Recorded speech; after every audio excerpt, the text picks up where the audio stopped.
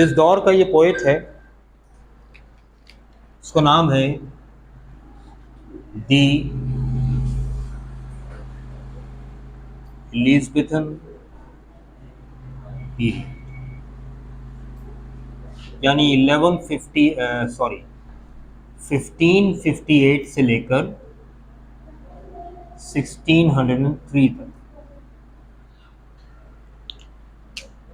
ये वो दौर है जिसमें इंग्लैंड पर क्वीन एलिज़ाबेथ वन की हुकूमत थी। 1603 में उनका इंतकाल हो गया था, ठीक है ना। अभी जिन क्वीन एलिज़ाबेथ का इंतकाल हुआ है इंग्लैंड में, ये थी क्वीन एलिज़ाबेथ टू, ठीक है। असल में होता यह है, एक ही नाम के कई बादशाह या मलका गुजरते हैं तो उनके नामों को याद रखने के लिए 1 2 3 4 करते हैं। जैसे रिचर्ड नाम के 2 बादशाह गुजरे हैं इंग्लैंड में, पहले को हम कहते हैं किंग रिचर्ड वन, दूसरे को कहते हैं किंग रिचर्ड टू। हेनरी नाम के 8 बादशाह गुजरे हैं यूरोप में, तो king Henry one, king Henry two, king Henry three, king Henry seven, king Henry eight तक जाते हैं, ठीक है ना। तो ये कोई हैरत अंगेज बात नहीं, ठीक। इसी तरह से क्वीन एलिज़ाबेथ वन की बात कर रहे हैं। अच्छा, ये नाम जो है ना, जब ऐसे लिखा हो तो ये प्रॉपर नाउन है, तो इसको क्या पढ़ते हैं? एलिज़ाबेथ, एलिज़ाबेथ, ठीक है। लेकिन जब हम इसमें ए एन लगा देते हैं सफिक्स, तो ये प्रॉपर एडजेक्टिव बन जाता है।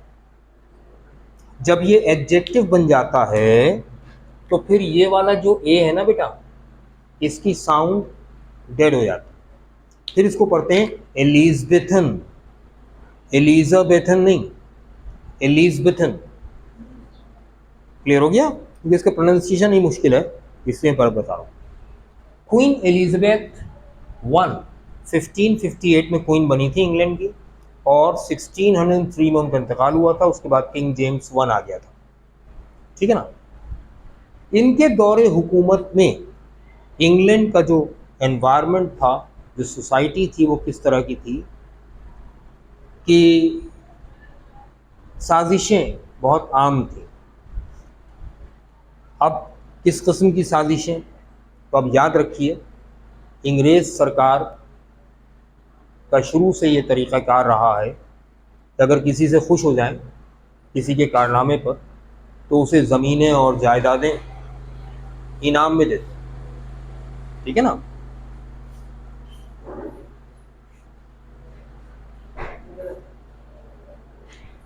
सर का टाइटल देते हैं या लॉर्ड का टाइटल देते हैं, टाइटल्स भी देते हैं, ठीक है ना।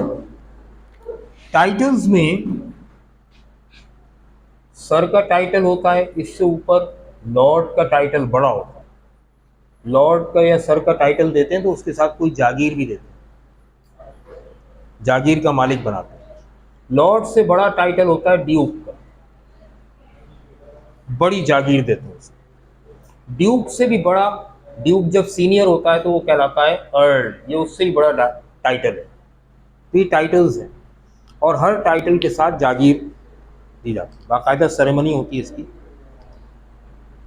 अब हुआ ये कि क्वीन एलिज़ाबेथ ने बहुत से लोगों को, क्योंकि खुद भी अदब से ताल्लुक़ था उनका, अदबी कारनामों पर भी और गैर अदबी कारनामों पर भी, लॉर्ड और ड्यूक के टाइटल्स दिए, जागीरें बांटी। जिन लोगों में जागीरें बांटी जाती हैं इस तरह से, ये लोग क्या कहलाते हैं? ये कहलाते हैं नोबलमैन। हर शख्स को नोबलमैन नहीं कहते, बल्कि जो लॉर्ड्स हों, ड्यूक हों, अर्ल हों, उन्हें कहते हैं नोबलमैन। नोबलमैन रिच पीपल को कहते हैं। हमारे यहाँ नोबलमैन का तर्जुमा क्या करते हैं? शरीफ आदमी, है ना। ऐसा नहीं है। नोबलमैन का ताल्लुक शराफत से नहीं होता, अशराफिया कहलाते हैं उर्दू में। नोबलमैन उर्दू में क्या कहलाते हैं? और अशराफिया का ताल्लुक शराफत से नहीं होता भाई, अशरफियों से होता है। इसलिए अशराफिया कहलाते हैं। अशरफियाँ समझते हैं ना, सोने चांदी के सिक्के चलते थे पहले, उन्हें अशरफी कहते हैं। अशराफिया का ताल्लुक अशरफियों से होता है, शराफत से नहीं होता, ये याद रखिएगा, ठीक है। तो ये लोग अशराफिया या नोबलमैन कहलाते हैं, जो हुकूमत के नवाजे हुए लोग, ठीक है। अच्छा जी, तो उस ज़माने में जो नोबलमैन थे उनमें साजिशें आम थी। एक नोबलमैन दूसरे नोबलमैन से जेलस था, तो उसके खिलाफ इल्ज़ामात लगाना और उनको बेइज्जत और बदनाम करना, तो दूसरा नोबलमैन उसके खिलाफ कर रहा है। ये चक्कर उस वक्त बहुत चल रहे थे।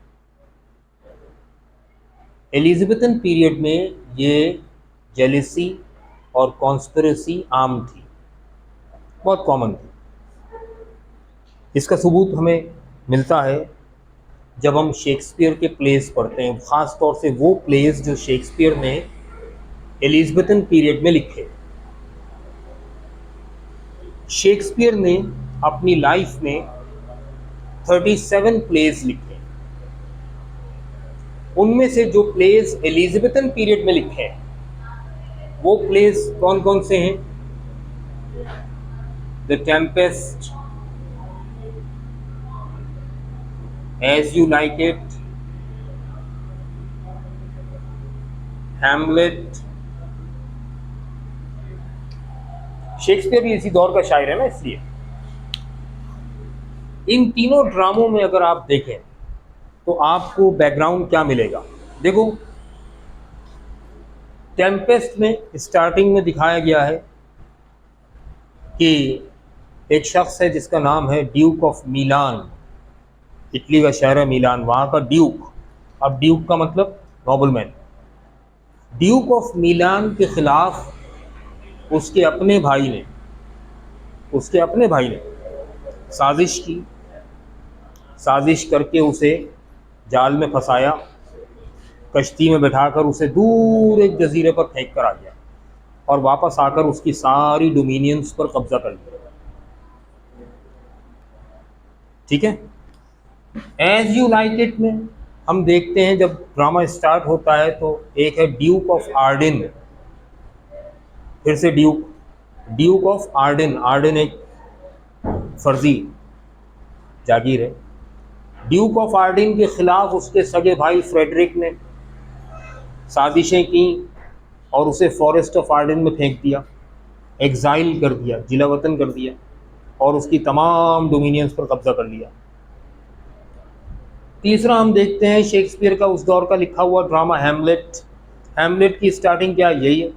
हैमलेट में भी ये बताया गया है कि प्रिंस हैमलेट जो है उसका बाप जो किंग हैमलेट था, किंग हैमलेट की वाइफ ने और किंग हैमलेट के भाई ने मिलकर किंग हैमलेट का मर्डर किया और मर्डर करने के बाद उसकी बादशाहत पर कब्जा कर लिया और बादशाह और मलका बन के बैठ गए। यहाँ भी वही साजिश। इसका मतलब एलिज़ाबेथन पीरियड के लिटरेचर में हमें ये जेलेसी और कॉन्स्पिरेसी यानी साजिशें नज़र आती हैं, उस दौर में ये आम थी। सर हेनरी वॉटन जिन्होंने ये नज़म लिखी है उसी दौर के शायर हैं, शेक्सपियर के कंटेम्प्ररी पोएट हैं, यानी हम असर शायर, उसी दौर के शायर। इनके हालात ज़िंदगी भी ऐसी थी, इनको सर का टाइटल मिला था अदबी खिदमत सर अंजाम देने पर, लेकिन इनके खिलाफ लोगों ने अफवाहें फैला दी कि ये तो जासूस हैं, ये तो मुल्क के गद्दार हैं। इन्हें भी कैद में डाल दिया गया, इन पर बैन लगा दिया गया। काफ़ी अरसे बाद फिर दोबारा इन पर से बैन हटा और हालात बेहतर हुए, तो फिर इन्होंने दोबारा शायरी लिखना शुरू की। इनके साथ भी यही हुआ जेलिसी की वजह से, ठीक है ना। अच्छा, पहले मैं ये लिख दूं, ये उतारिएगा आप। ये सारा बैकग्राउंड आपको याद होना ज़रूरी है बेटा, मालूम होना ज़रूरी है। लोग ये पोम ऐसे ही पढ़ा देते हैं, ऐसे पढ़ने वाली पोम नहीं भैया। ये लिखिएगा, the socio political environment of Elizabethan period.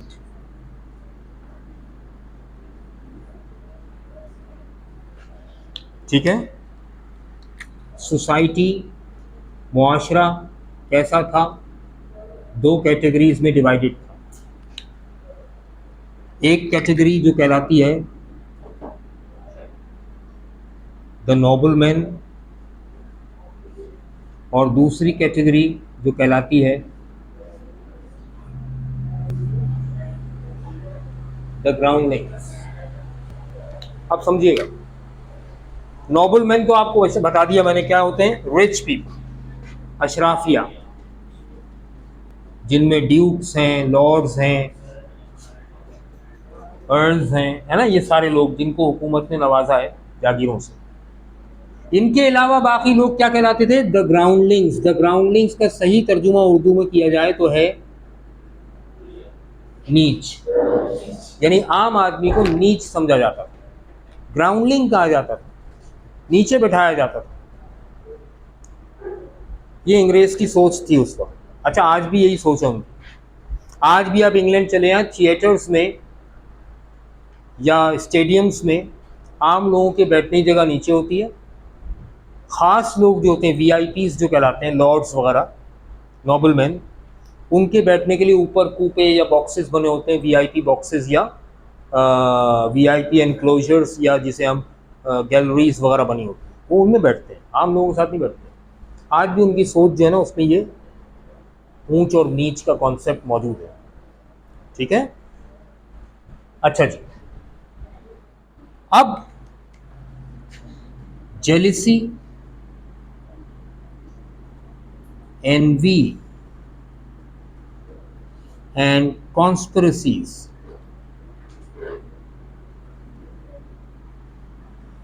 were common among the noblemen। ये नोबलमैन जो थे ना, ये आपस में जेलिसी, जलन, एनवी, हसद। ये जलन और हसद में क्या फर्क है? जेलिसी, जलन, मैं तुमसे जलने लगा तो जलता रहूंगा, अपने आप को नुकसान पहुंचाता रहूंगा। लेकिन एनवी क्या है, हसद। हसद में क्या होगा, तुम्हारे खिलाफ साजिश भी करूंगा मैं। दो जज्बे होते हैं एनवी में, हसद में। एक, जो तेरे पास है वो तुझसे छिन जाए तो मेरे कलेजे को ठंडक पहुंचेगी, है ना। तुम्हारे पास आईफोन 13 प्रो आ गया, मैं जल रहा हूं, तो मैं जल जल के अपने आप को ख़त्म करूंगा? नहीं, मैं हसद करने लगा। हसद में क्या कोशिश करूंगा कि किसी तरह से तुमसे ये आईफोन छिन जाए। छिन गया, अब मुझे बड़ी खुशी होगी, कलेजे को ठंडक मिलेगी, है ना। देखा, ये होता है। अब तुमसे छिन गया, अब दूसरी कोशिश मेरी ये होगी कि मुझे मिल जाए, मेरे पास आ जाए, तो इसके लिए भी साजिश करनी पड़ेगी। तो हसद करने वाला साजिशें करता है, जलन करने वाला सिर्फ अपने आप को जलाता है। तो जेलिसी और एनवी में ये फर्क है। तो जेलिसी, एनवी एंड कॉन्स्पिरेसीज क्या होती है? साजिशें। लिख लो, लिखना चाहो। कॉन्स्पिरेसीज क्या होती है? साजिशें। Were common among the nobleman के दरमियान ये चीज़ कॉमन थी, एक दूसरे के खिलाफ सब जेलिस होते थे और कॉन्स्पिरेसीज करते थे, साजिशें करते थे। ठीक है, a number of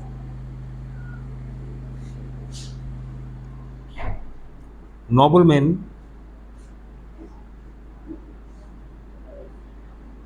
left their nobility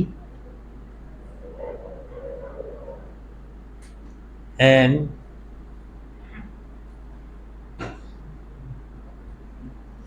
बड़ी तादाद में लोगों ने अपनी नोबिलिटी छोड़ दी, लॉर्डशिप छोड़ दी, भाई हमें नहीं चाहिए, ठीक है ना। And became fatalist. क्या बन गए? फैटलिस्ट। अब ये फैटलिस्ट क्या है? तो बेटे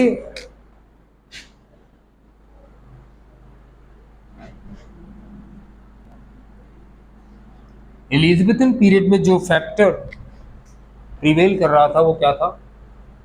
फैटलिज्म। अच्छा, फैटलिज्म का मतलब क्या होता है?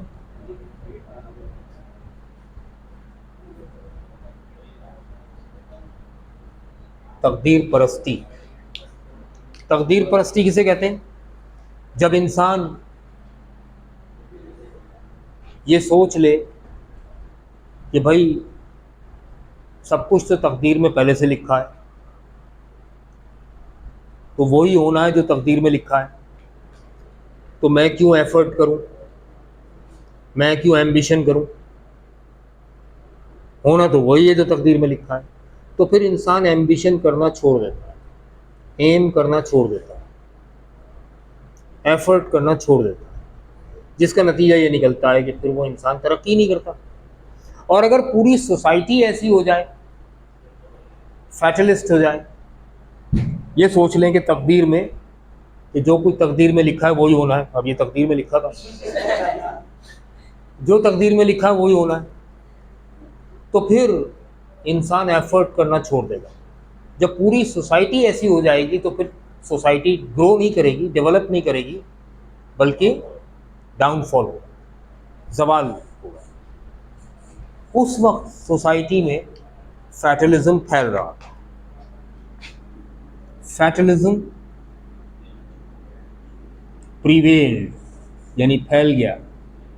प्रीवेल का मतलब होता है फैलना। Prevailed in the society.